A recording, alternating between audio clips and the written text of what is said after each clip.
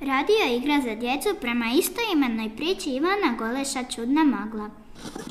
Dobro jutro! Dobro jutro, ovo magleno jutro, poštovani slušatelji Radio Martina. Danas smo s vama moja draga kolegica Ivana Papac i ja, Dora Tanasić. Dobro ti jutro, Ivana. Dobro jutro, Dora. Dobro jutro, poštovani slušatelji. U ovoj emisiji razgovarat ćemo o vremenu i o stanju u prometu. Više o tome reći će nam Ivana. Ivana, kako si danas doputovala na posao po ovoj gustoj magli? Jedva, draga Dora. Kao što si rekla, danas je gusta magla, pa je teško putovati. Promet u gradu je gust, vidljivost slaba, automobili voze puževim korakom. Upravo nam se u eter javlja naš kolega Filip Knezić. On se nalazi na zagrebačkom aerodromu. Dobro jutro, Filipe, slušamo. Dobro jutro, Ivana i Dora. Dobro jutro svim slušateljima Radio Martina. Javljam se iz Zagrebačke zračne luke. Zbog guste magle i slabe vidljivosti svi su letovi otkazani, neki putnici tu oko mene spavaju, a neki su tu u kafiću, krate si vrijeme. Na aerodromu je vrlo živo. S nama je jedna gospođa, molim vas, možete li se predstaviti? Dobro jutro, ja sam Kim. Kamo putujete? U New York. U New York?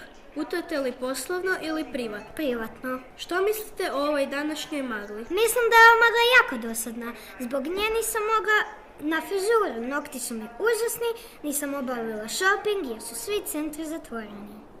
Dragi slušatelji, čuli ste kakve je sve probleme zadala ova magla našoj slušateljici. Toliko od mene, lijep pozdrav. Hvala, Filipe. Odlazimo sada na jug Hrvatske. U Splitu se nalazi Lucija Mendeš koja će nam reći kako je stanje na moru. Dobro jutro, poštovani slušatelji. Javljam se iz Splita. Gusta je magla. Brodovi katamarani ne voze prema zadanom rasporedu. Pokraj mene je Zadranka Anja Piljić. Ona će nam reći više o magli. Dobro jutro, Anja. Kamo putujete?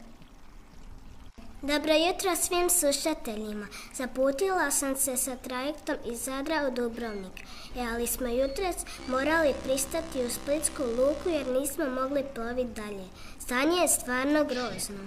Je li se ovakva magla ikada prije dogodila? A lipe ti gospe, ovakva magla nikad nisam vidjela u svom životu.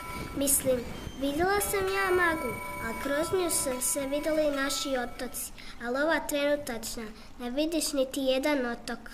Kako ste došli do Splita? To pitajte kapetana, on upravlja brodom, a ne ja.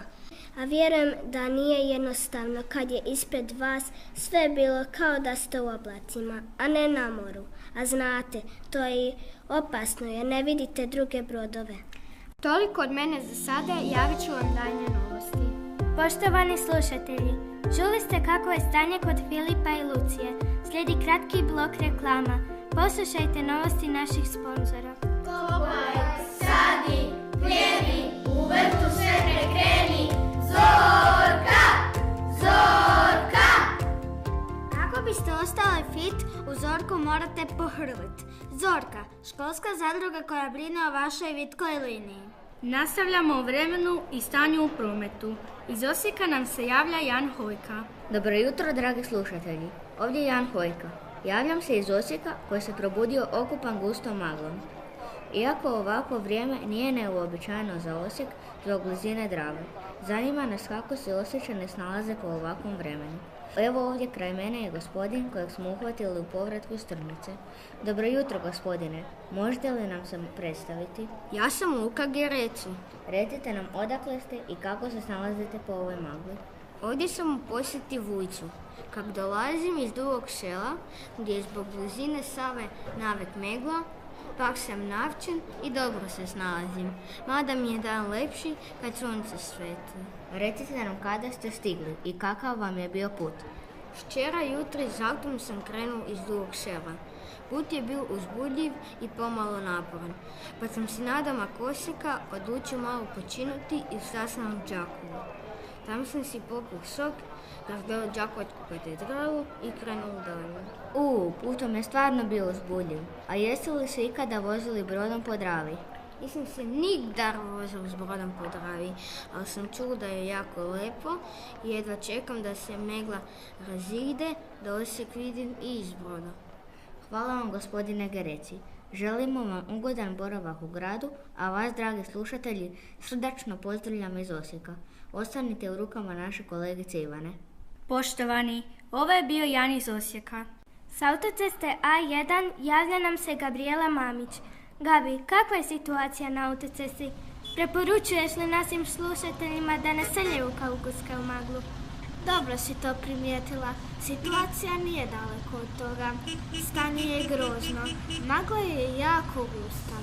Neki auti voze puževom brzinom, a neki su zapeli u magli. Zato molimo sve vozače da budu na oprezu. Hvala, Gabriela. Čini se da imamo poziv na čekanju. Dobar dan, čujemo se. Dobro jutro, jesam li dobila Radio Martin? Da, recite. Ja sam Vita Dragičević, učenica 3. B razreda osnovne škole Josipa Zorića. I pitam se, ima li danas škole pošto su sve ceste zatvorene? O, draga Vita, nažalost škola je otvorena. Molim te, nemoj zakasniti, jer imaš još svega 15 minuta do početka nastave. O Bože, koji kolaps, a škole su otvorene. Kakve li čudne magle. Suosjećajući s Vitom i svim ostalim učenicima, odmorimo se uz glazbu. Puštamo jednu prigodu za današnju situaciju, Josipa Lisac i magla svuda oko nas. Daljine jedva čujno dopire tvoj glas. Poštovani slušatelji, toliko za sada o vremenu i stanju u prometu. Nadamo se da će se ova magla uskoro razići. Lijep pozdrav šalju vam Dora i Ivana. Slušali ste radio igru za djecu nastalu prema istoimenoj priči Ivana Goleša Čudna magla. Dramatizirali Dora Tanasić i Filip Knezić 3. B. Snimio Filip Knezić 3. B. Mentor učiteljica Ada Trbović. Osnovna škola Josipa Zorića Dugo Selo.